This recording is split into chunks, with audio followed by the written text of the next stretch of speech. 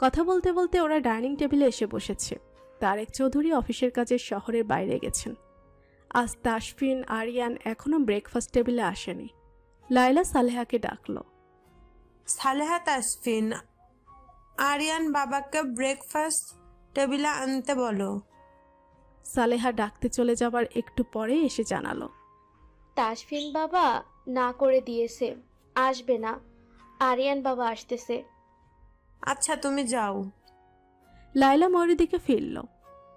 এই দুই ছেলে আমাকে পাগল বানাবে, বিশেষ করে তোমার বর। আমার কোনো কথা শুনে না।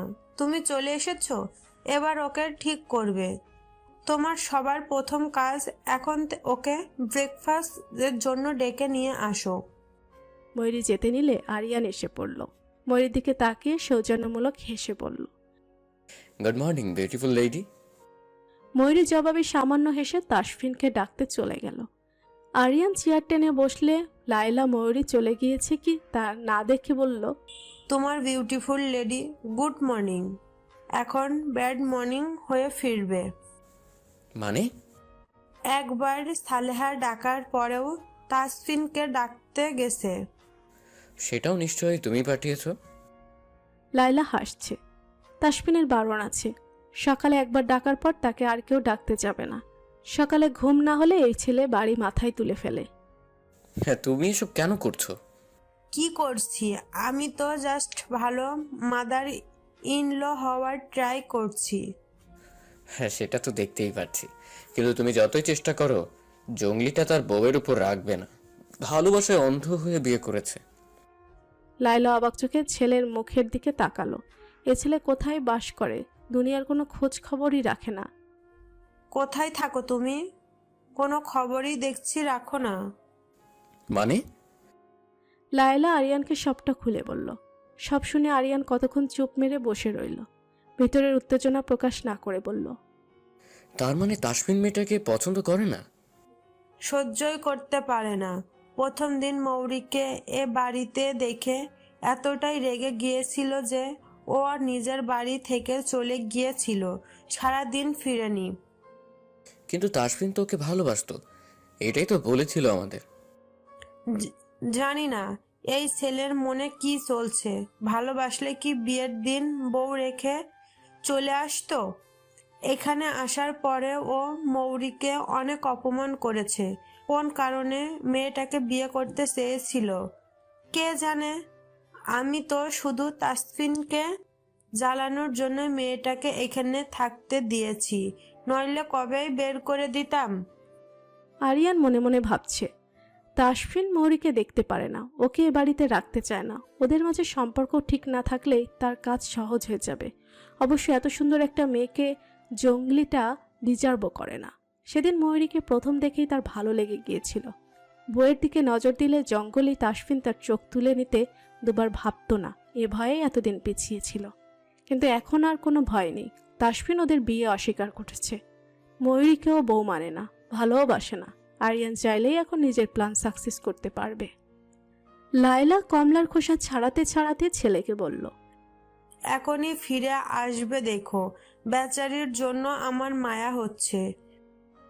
আরিয়ান বাঁকা চোখে মার দিকে তাকালে লায়লা হাসতে হাসতে বলল, ঠিক মায়া না, সহানুভূতি। ময়ূরী ঘরে ঢুকে তাসফিনের মাথার কাছে দাঁড়িয়ে রইল। দেখে মনে হচ্ছে এই লোক এখনো গভীর ঘুমে। অবশ্য দিনের বেলা ঘুমাবেই বা না কেন, রাতে কখন ফিরে তার কি কোনো ঠিক আছে? ময়ূরী ভাবছে ডাকবে কিনা, ডাকলে যদি রাগ করে। ইস, রাগ করলে করুক, এটা কি এখনো পড়ে পড়ে ঘুমানোর সময় নাকি? আর আমি তো নিজের থেকে ডাকতে আসিনি, ওনার মাই পাঠিয়েছেন। ময়ূরী নিজেকেই সাহস দিল। দীর্ঘ একটা শ্বাস ছেড়ে আস্তে করে তাসফিনকে ডাকলো, শুনছেন? এই যে শুনছেন? এইভাবে শুনছেন শুনছেন করে কতক্ষণ ডাকা যাবে? এই যে শুনছেন বলে ডাকলে ওনার ঘুমই ভাঙবে না। ময়ূরী মুখ বাঁকিয়ে ভাবছে, ওগো হ্যাঁ গো, শুনছো বলে ডাকার মতো সম্পর্ক এখনও তো তাদের মধ্যে তৈরি হয়নি। ভবিষ্যতে হবে কিনা এটাও জানা নেই। ময়ূরী এক কাজ করলো, তাসফিন উঠুন, আপনাকে মা ডাকছে, আর ঘুমাতে হবে না, উঠুন তাসফিন। তাসফিন ঘুমের মধ্যে বিড়বিড় করে যেন কি বলল। ময়ূরী কিছুই শুনতে পেল না। একটু একটু শুনতে পেলেও কিছুই বুঝতে পারল না। তাই সে তাসফিনের দিকে ঝুঁকে গিয়ে আবার ডাকলো। কি বলছেন? শুনিনি কিছু। আপনি কি উঠবেন?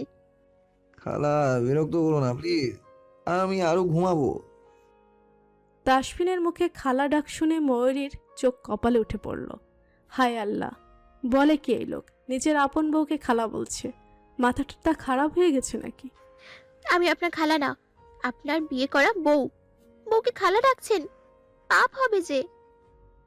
তাসফিন ভেবেছিল এবারও হয়তো খালাই তাকে ডাকতে এসেছে, কিন্তু ময়ূরীর গলা ঘুমের মধ্যেও চিনতে পারল। তবু উঠল না। ময়ূরীও নাছরবান্দার মতো ডেকেই যাচ্ছে। মা আপনাকে ব্রেকফাস্ট টেবিলে রাখছে, আপনার জন্য সবাই অপেক্ষা করছে, কিন্তু আপনার জাগারই নাম নেই। উঠুন তাসফিন। তাসফিন এবার মেজাজ ছাড়িয়ে ফেলল। দিন দিন মেয়েটার সাহস বাড়ছে। কিছু বলছে না বলে মনে করেছে তাসফিন তাকে স্ত্রী হিসেবে মেনে নিয়েছে। এই মেয়ের ভুল ভাঙানো উচিত। তাকে ডাকায় তাসফিন যতটা না রেগেছিল তার থেকেও বেশি রাগ দেখিয়ে শোয়া থেকে বসে পড়ে ধমকের সুরে বলল, বারণ করেছিলাম, একবার বললে শোনো না। আমার মনে হয় সোজা কথা তুমি সহজভাবে বুঝতে পারো না। মানুষের লাইফ দখলদারি করার অনেক শখ। একবার ডাকার পরেও যখন উঠছি না, তখন বারবার কেন ডাকতে হবে? বাবা মা সাধারণ ভদ্রতা শেখায়নি? কিছু বলছি না বলে নিজেকে অন্য কিছুই মনে করে নিয়েছো? শোনো মেয়ে, প্রতিদিন সকাল সকাল তোমার মুখ দেখার আমার কোনো ইচ্ছে নেই। আমি তোমাকে এই বাড়িতে থাকতে বলিনি। তুমি চলে যাচ্ছ না কেন? কিসের জন্য এখনো পড়ে আছো এটাই তো বুঝতে পারছি না। নাকি বড়লোক শ্বশুরবাড়ি দেখে ছেড়ে যেতে ইচ্ছা করছে না? তোমার থাকার ইচ্ছে হলে থাকো, যাওয়ার ইচ্ছে হলে চলে যাও, যা খুশি করো। পরের বার থেকে আর যেন কোনো ব্যাপারে নাক গলাতে না দেখি। তুমি আমার বউ না, কথাটা মনে রাখবে। তাসফিনের এতগুলো কথা শুনে ময়ূরীর চোখ দিয়ে আপনা আপনি পানি পড়তে লাগলো। এভাবে কথাগুলো বলার মতো বড় কোনো অন্যায় তো সে করেনি। তার বিশ্বাসই হচ্ছে না সামান্য একটা ব্যাপারে এভাবে অপমান করলো। ঘুম থেকে ডেকে তোলা কি খুব বড় অন্যায়? ময়ূরী তখনও ঠায় দাঁড়িয়ে আছে। তাসফিন ময়ূরীর দিকে না তাকিয়ে উল্টো পাশ ফিরে উপুর হয়ে শুয়ে পড়ল। ময়ূরী ঝাপসা চোখে তাসফিনের দিকে তাকিয়ে আছে। ময়ূরীকে ফিরে আসতে দেখে লায়লা টেবিলের নিচে পা দিয়ে আরিয়ানকে ঠেলা দিল। চোখে ইশারা করে ময়ূরীকে দেখিয়ে বলল, মুখ দেখে আন্দাজ করা যাচ্ছে তাসফিন এতটা অপমান করেছে। হাসি মুখে গিয়েছিল, কিন্তু চোখে পানি নিয়ে ফিরেছে। জঙ্গলিটা ঠিক করেনি মম। ঠিক ভুল আমাদের দেখার বিষয় নয়। এই মেয়েটাকে দিয়ে তোমার ভাষায় জঙ্গলি তাসফিনকে সাহায্য করা যাবে। ময়ূরী চলে এলে লায়লা জিজ্ঞেস করল, তাসফিন আসেনি? ময়ূরী একটু আগে কান্না করেছে। এখন কথা বললে মা এটা বুঝে যাবে, তাই সে মুখে কিছু না বলে মাথা নাড়িয়ে না জানালো। লায়লা বলল, ঠিক আছে, তুমি বসো। তাসফিন ওরকমই, ঘুম, ফ্রেন্ড অ্যান্ড ট্যুর ছাড়া ওর জীবনে কিছু নেই। ও পরে খেয়ে নেবে, আমরা শুরু করি। আরিয়ান আর চোখে ময়ূরীকে দেখছে। ময়ূরীর চোখের পাপড়ি এখনো ভেজা, চোখ জোড়া জলে টলমলো করছে। জঙ্গলিটা মেয়েটাকে কাঁদিয়েছে, কোনো সন্দেহ নেই। সবাই খাওয়া শুরু করলেও ময়ূরী কিছুতেই খেতে পারল না। মুখে নিয়ে চিবলই শুধু, গলার নিচে কোনো খাবার নামল না। ময়ূরী যতই এ সম্পর্কটা গুছিয়ে নিতে যাচ্ছে, তাসফিন ততই ময়ূরীর চেষ্টা ব্যর্থ করে দিচ্ছে। তার একতরফা চেষ্টায় সম্পর্কটা কতদিন টিকবে ময়ূরী জানে না, কিন্তু তাসফিন নিজের করা আচরণ দিয়ে একটু একটু করে ময়ূরীর মন থেকে উঠে যাচ্ছে। একটা মানুষ কত সহ্য করতে পারে? বারংবার আঘাতে পাথর হয়ে একসময় ভেঙে যায়। ময়ূরী তো রক্তে মাংসে গড়া মানুষ। একটা সময় যদি একটু ভালো ব্যবহার করত, তবুও ময়ূরী মনকে বোঝাতো। কিন্তু এই লোকের কাছে ভালো ব্যবহার আশা করাও নিজেরই মূর্খতার পরিচয় দেয়া। তাসফিনের ঘুম ভাঙলে ময়ূরী ইচ্ছে করে ওর সামনে পড়ল না। যতক্ষণ তাসফিন বাড়িতে থাকবে ময়ূরী ঠিক করেছে সে রুমে যাবে না। লায়লা তাসফিনকে দেখে বলল, ঘুম ভেঙেছে রাজপুত্র? তখন বৌমা ডাকতে গিয়েছিল, তুমি আসনি। আমাকে ছাড়াও আগে আপনার দিন ভালোই কেটে যেত। এখন বৌমা এসেছে বলে তোমাকেও এতটা ইম্পর্টেন্ট দেওয়া হচ্ছে। যাকগে সেসব কথা। তোমাদের বিয়ে তো অনেক দিন হলো, হানিমুন কোথায় যাচ্ছ? আপাতত আপনার সামনে থেকে যেতে পারলে বাঁচি। লায়লা হেসে তাসফিনের কথা উড়িয়ে দিল। কিন্তু সে মনে মনে জানে তাসফিন এ সময় মোটেও ফান করার মুডে নেই, কিন্তু ছেলেটাকে জ্বালাতে পারলে তার আনন্দ লাগে। আমি ভাবছিলাম কি বৌমাকে নিয়ে ওর বাপের বাড়ি থেকে ঘুরে এসো, পরে কোথাও যাও। এ সময় ময়ূরী সালেহা খালার দিকে যাচ্ছিল। মা ছেলের কথা শুনে সে দাঁড়িয়ে গেল। যদিও ওদের কথা শোনা উদ্দেশ্য ছিল না, তবুও কি মনে করে তৎক্ষণাৎ চলে গেল না। তাসফিন খুব কষ্টে রাগ চেপে মুখে হাসি টেনে বলল, ওহো মিসেস চৌধুরী, আমাকে নিয়ে আপনাকে এত ভাবতে কে বলেছে? আমি নিশ্চয়ই বলিনি। আপনি বরং আপনার ছেলে স্বামীকে নিয়ে ভাবুন। আমাকে নিয়ে বেশি ভেবে ফেললে আবার সমস্যা, মাথায় চাপ পড়বে। তার থেকে ভালো আপনি আপনার রাস্তায় খুশি থাকুন, আমাকে আমার মতো ছেড়ে দিন। ময়ূরীর কপাল কুঞ্চিত হলো। কোনো ছেলে তার মার সাথে এমনভাবে কথা বলে? লোকটা নিজের মাকেই সম্মান করে না, তাকে কি সম্মান করবে? সালেহা ময়ূরীকে দেখে ব্যস্ত হয়ে বলল, তুমি আসতে গেলা কেন?